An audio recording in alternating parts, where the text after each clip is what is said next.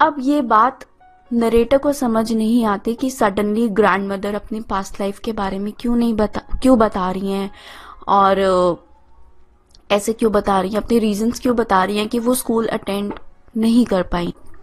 तो सुधा कंफ्यूज थी कि सडनली ग्रैंड मदर बता रही हैं ये सब।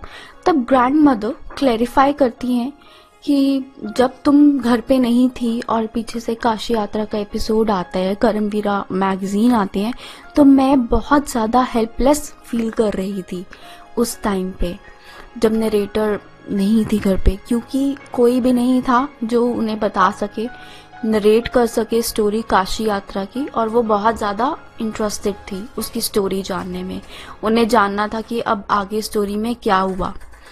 तो ग्रैंड मदर हेल्पलेस थी। उन्होंने क्या किया, वो बुक खोली, वो जो मैगजीन थी वो खोली, उसमें से काशी यात्रा की स्टोरी निकाली और वर्ड्स के ऊपर अपने हैंड्स रब करने लगी, इस होप में कि मे बी उन्हें वो रब करके वर्ड्स कुछ समझ आ जाए।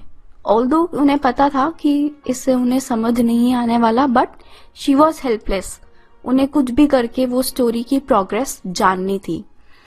नाउ उन्होंने हैंड्स रब किए वर्ड्स पे, but in order to hope for a miracle, but ऐसा कुछ नहीं हुआ, कोई मिरेकल नहीं हुआ। और वो विलेज में और किसी से पूछना भी नहीं चाहती थी कि मुझे ये रिसाइट करके सुनाओ एपिसोड, क्योंकि उन्हें एम्बैरेसमेंट फील होती थी।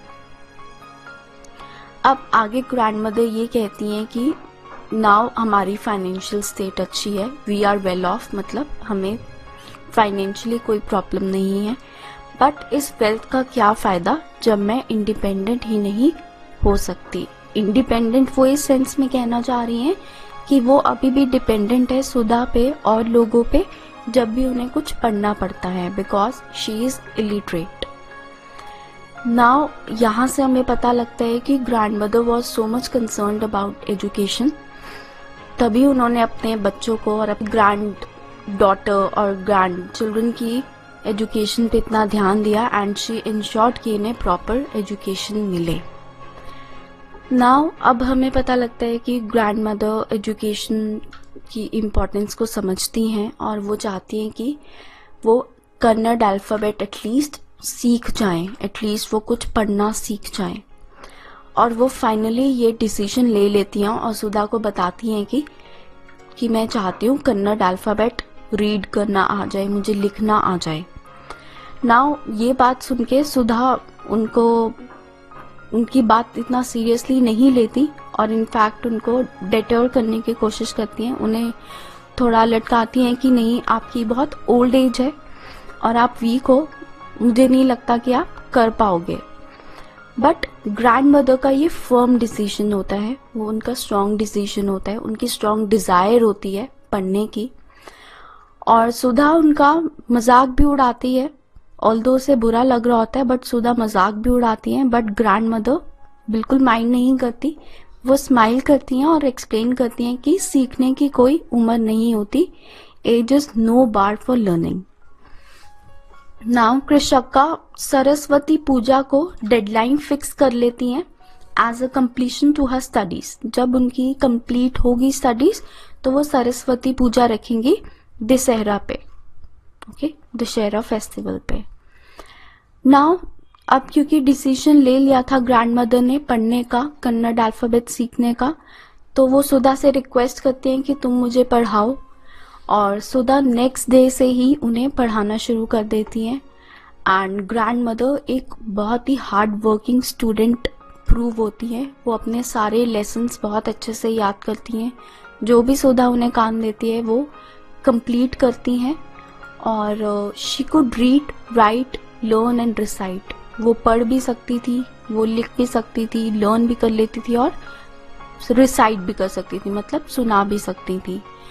अब धीरे धीरे करके उन्होंने सारे कन्नड़ अल्फ़ाबेट्स सीखे और दशहरे तक अपनी स्टडीज़ कंप्लीट करी, उन्हें प्रॉपरली लर्न करना आ गया। उनका मेन एम था कि वो इंडिपेंडेंटली एक नॉवल खुद से पढ़ पाए, किसी की हेल्प ना ले। नाउ जब दशहरा पे वो सरस्वती पूजा रखती हैं तो अपनी ग्रैंड डॉटर को एक फ्रॉक गिफ्ट करती हैं उस फेस्टिवल पे, और इसलिए भी क्योंकि सुधा ने बहुत हेल्प की थी उनको पढ़ाने में। और उसके बाद क्या होता है, अपनी रिगार्ड शो करने के लिए, रिस्पेक्ट शो करने के लिए टुवर्ड्स सुधा, वो सुधा के फीट टच करती हैं, उसके पैर टच करती हैं। और ये चीज देख के सुधा बहुत डिस्टर्ब हो जाती है कि why rivers is happening. Always ऐसा होता है कि एल्डर्स के पैर छुए जाते हैं, छोटे एल्डर्स के पैर छूते हैं, बट यहाँ पे रिवर्स वाज हैपनिंग, यहाँ पे एल्डर्स ही छोटे के पैर छू रहे हैं।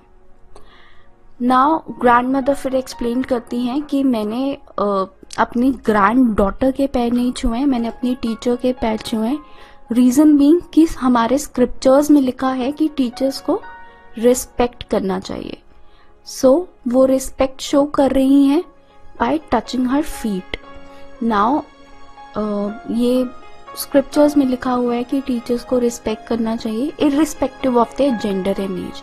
मतलब कोई फर्क नहीं पड़ता कि उनका जेंडर क्या है, मेल है, फीमेल है, या फिर उनकी एज क्या है। तो सुधा ने भी फिर अपने ग्रैंड डॉटर के फीट टच किए और उन्हें गिफ्ट में एक काशी यात्रा जो नॉवल है उसकी एक कॉपी गिफ्ट करी। और फिर ग्रैंड मदर ने अपने आप उस नॉवल का टाइटल रीड किया और पब्लिशर का नाम रीड करा, और फाइनली उन्होंने अपना गोल अचीव कर लिया, जो उन्होंने अपने लिए गोल सेट किया था कि वो दशहरा तक कन्नड़ अल्फ़ाबेट सारी सीख लेंगी इंडिपेंडेंटली, वो एटलीस्ट रीड कर पाएंगी, कुछ लिख पाएंगी। And she was able to read the novel completely by her own. So this is the brief summary of this chapter, and अगर आपका कोई भी डाउट है, feel free to put it in the comment box. Thank you.